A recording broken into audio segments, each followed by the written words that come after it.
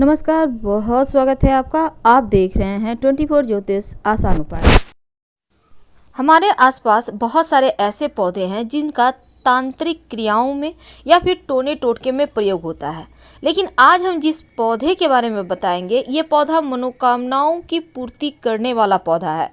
इस पौधे को साक्षात गणेश जी का स्वरूप या फिर ऐसा समझ ले कि शिव जी का सबसे पसंदीदा पौधा है ये मदार, जिसको हम आक भी कहते हैं। मदार के पत्ते, मदार के पुष्प और जड़, यहाँ तक कि मदार के दूध से भी वशीकरण होता है। आज हम आपको 3 प्रयोग बताएंगे जिससे आप शत्रु पर आप ये प्रयोग कर सकते हैं। शत्रु शांत हो जाएगा, वो बस में हो जाएगा।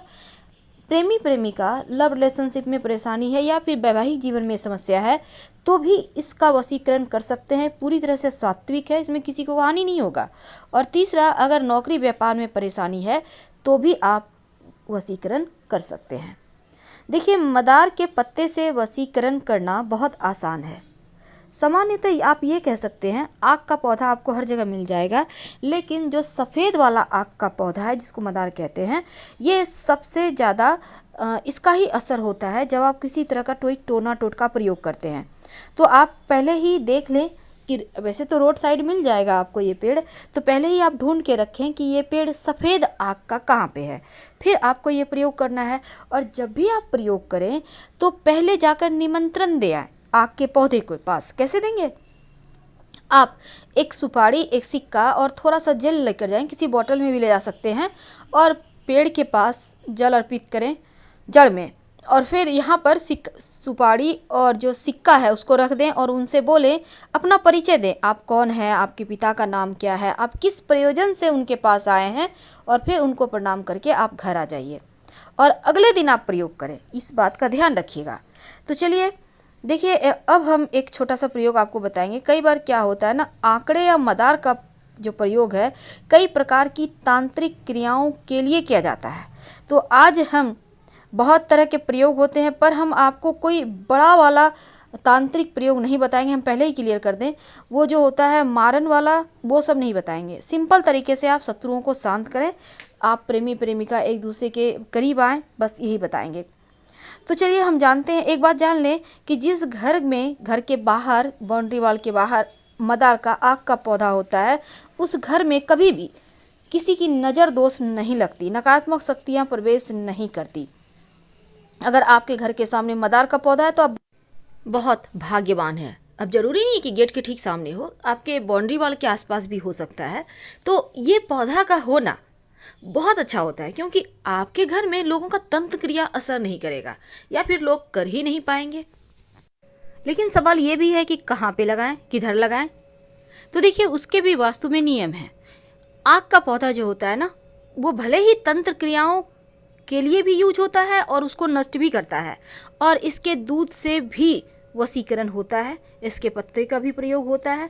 तो चलिए आज हम बहुत सारी बातें करेंगे, लेकिन एक बात खास, मदार का पौधा जब भी लगाएं, घर के मुख्य दरवाजे के बाहर दाहिने तरफ। एक और बात, जब भी आप कोई टोना टोटका करते हैं तो शनिवार को ज़्यादा अच्छा रहेगा करना। और पहली बात, आपको शुक्रवार के दिन ही निमंत्रण देकर आना होगा। आपको एक दिन पहले निमंत्रण जरूर देना चाहिए, ताकि आपकी मन्नत वो सुने, विनती सुने। अब जैसे आप किसी को बुलाने जाते हैं तो पहले से फ़ोन कर देते हैं, ठीक उसी प्रकार। तो सवाल ये है कि आप उनको निमंत्रण कैसे देंगे। देखिए, एक दिन पहले आप जाइएगा, 1 लोटा जल, 1 सुपारी, 1 सिक्का लेकर जल अर्पित कर दें पेड़ की जड़ में। और कभी भी कर सकते हैं, सुबह से शाम तक, जरूरी नहीं है कि भूखे रहना, आप खा पी के भी कर सकते हैं। उसके बाद सिक्का और सुपारी उनके पास रख दें, जड़ के पास, और उनसे हाथ जोड़कर प्रार्थना करें, अपना परिचय दें, आप कौन हैं, आप किनके बच्चे हैं, क्यों आए हैं, और उनसे कहिए कि के साथ। तो सबसे पहले तो आप पहले से निमंत्रण दे के रखिए मदार के पेड़ को, आग के पौधे को। अब इसके बाद आप अगले दिन जाइए और जाकर आपको मदार का सिर्फ पुष्प नहीं तोड़ना, बल्कि जो पुष्प है और उसके साथ जो पत्ते हैं, नए नए जब पुष्प निकलते हैं तो पत्ते उसके साथ बहुत अच्छे से टच किए हुए होते हैं। तो आपको, या बड़े भी खिले हुए पुष्प हैं तो कोई बात नहीं, बस ये कोशिश करना है कि पत्ते भी आपको लेकर आना है। अब इसको लाकर आप, पत्ते और पुष्प लगा हुआ ही रहे, टूटे, उसको तोड़ना नहीं है। अब लाकर हनुमान जी के मंदिर में जाइए। अब हनुमान जी के जो चरणों में सिंदूर होता है, आप उसको थोड़ा सा उंगली से लें और लेकर अपने और उस व्यक्ति का नाम लिखें जिसके साथ आपको रिश्ते बेहतर करने हैं। यानी आप लव का भी नाम लिख सकते हैं यहाँ पर और जीवन साथी का भी नाम लिख सकते हैं। जिसको भी बस में करना चाहते हैं उसका नाम लिखिए हनुमान जी के चरणों के सिंदूर से। अब इसके बाद मौली धागा के द्वारा दोनों जो आपके जो पत्ते हैं ना, पुष्प को अंदर रखना है और पत्ते चारों तरफ से उसको कवर करके मौली धागा के सारे बांध दें और जो लिखिएगा वो पत्ते पर लिखना है। वशीकरण हो जाता है और ये प्रचंड वशीकरण है। इसको करने के बाद आप कहीं मिट्टी में दबा दें, पीछे मुड़कर मत देखिएगा, कभी भी खाली नहीं जाएगा। अब हम आपको एक छोटा सा प्रयोग बताएंगे। जब शत्रु विरोधी ज़्यादा परेशान करे, जब आपको लगे कि यहाँ से बाहर नहीं निकल पा रहे, शत्रु बहुत परेशान कर रहे हैं, तब एक छोटा सा काम कीजिए। आपको यहाँ भी निमंत्रण देना है पहले से, इस बात का याद रखिएगा। अब आपको ये प्रयोग देखिए, जो शत्रु है उसी के ऊपर कीजिएगा। आपको सफ़ेद वाला आक का पौधा है, वहाँ पर आप जाइए। अब पत्ते तोड़िए पौधे के और पत्ते से जो दूध निकलता है उस दूध से आक के पत्ते पर शत्रु का नाम लिखिए। यानी कि आक के पत्ते पर, मदार के पत्ते पर ही मदार के दूध से शत्रु का नाम लिखें और फिर इस पत्ते को वहीं पर ज़मीन के अंदर पेड़ के पास ही गड्ढा करके दबा दें और मिट्टी ढक दें। शत्रु बस में हो जाएगा, शत्रु शांत हो जाएगा और आप फिर परेशान नहीं होंगे। वैसे ये प्रयोग एक ही बार में काम करता है। संभव हो तो जैसे ग्रहण होता है, पूर्णिमा है, अमावस्या है, शनिवार है, इन सभी दिनों में अगर ये प्रयोग करें तो वो ज़्यादा असर करेंगे, जल्दी अपना असर दिखाएंगे। ज्योतिष के अंदर यहाँ तक माना जाता है कि अगर आप मदार की जड़ को ताबीज के अंदर रखकर, यानी सफ़ेद मदार की जड़ ताबीज के अंदर रखकर काले धागे में बांधकर गले में या बाह में धारण करें तो आप पर कोई कितना बड़ा भी तांत्रिक प्रयोग किया होगा वो समाप्त हो जाएगा। तो अगर आपको भी लगता है आपके घर के आसपास किसी ने कुछ किया है तो ये प्रयोग कर सकते हैं और 1 महीना के बाद मिट्टी में दबा दें।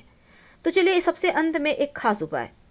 कई बार क्या होता है, आपके ऑफिस में, आपके व्यवसाय स्थल पर लोग बहुत परेशान करते हैं, कई बार घर में भी लोग परेशान करते हैं। तो ऐसे में एक छोटा सा काम कीजिए।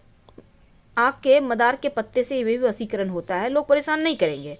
तो आपको मदार के पेड़ की जड़ किसी भी शनिवार के दिन थोड़ा सा तोड़ कर ले आइए, लेकिन पहले शुक्रवार की शाम निमंत्रण दे आइएगा।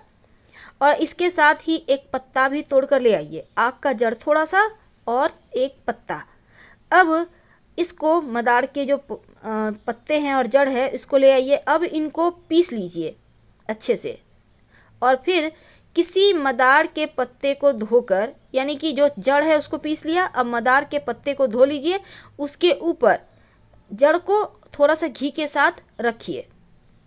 अब इसका आप तिलक कर सकते हैं, जिसके भी सामने जाएंगे वो बस में हो जाएगा। आप चाहें तो मदार के पत्ते भी पीस लें, मदार का जड़, मदार का पत्ता और थोड़ा सा घी मिक्स करके।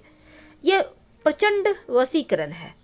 आपके नौकरी रोजगार में भी आपको समस्या नहीं आएगी, कोई भी आपके सामने टिक नहीं पाएगा और ये वशीकरण तिलक है। वैसे तो आप वशीकरण के लिए यहाँ पर आप चाहें तो लाजवंती के पौधे का जड़ भी डालकर, पीसकर डालकर आप प्रयोग कर सकते हैं, इससे भी वशीकरण होता है।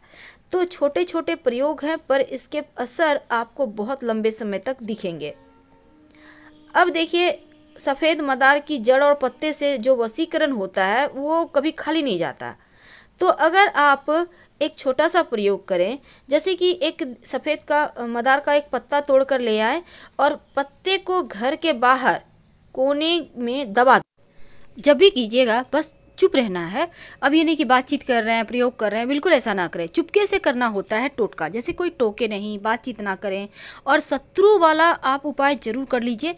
बस आक के पौधे के दूध से ही लिखना है आक के पत्ते पर और आक के पेड़ के नीचे ही मिट्टी में दबा देना है। और जितने शत्रु उतने पत्ते पर लिखिएगा, एक ही पत्ते पर सारे शत्रु का नाम मत लिखिएगा। आपको तो पता है जब 10 साल पुराना आक का पौधा हो जाता है तो उसकी जड़ में गणेश जी की आकृति बन जाती है। और ऐसा कहीं आपको मिल जाए तो ज़रूर घर ले आइए और विधिवत पूजा आराधना करें। आपके जीवन में धन की कमी कभी नहीं होगी। लेकिन इसी आक के पौधे की जड़ को अगर आप शिवलिंग पर अर्पित कर दें और फिर इस जड़ को जो स्त्री संतान की चाहत रखती है वो अपने कमर में सफ़ेद धागा या लाल धागा में बांध कर पहन ले तो 3 महीने के अंदर गर्भाधान होता है, संतान की प्राप्ति होती है। तो ये प्रयोग वैसे तो आप किसी भी पुष्य नक्षत्र में कर सकते हैं, नहीं तो किसी भी सोमवार को शुक्ल पक्ष की। तो हम आपसे विदा लेते हैं। जानकारी अच्छी लगे तब लाइक कर सब्सक्राइब करें, अपनों से शेयर करें। धन्यवाद।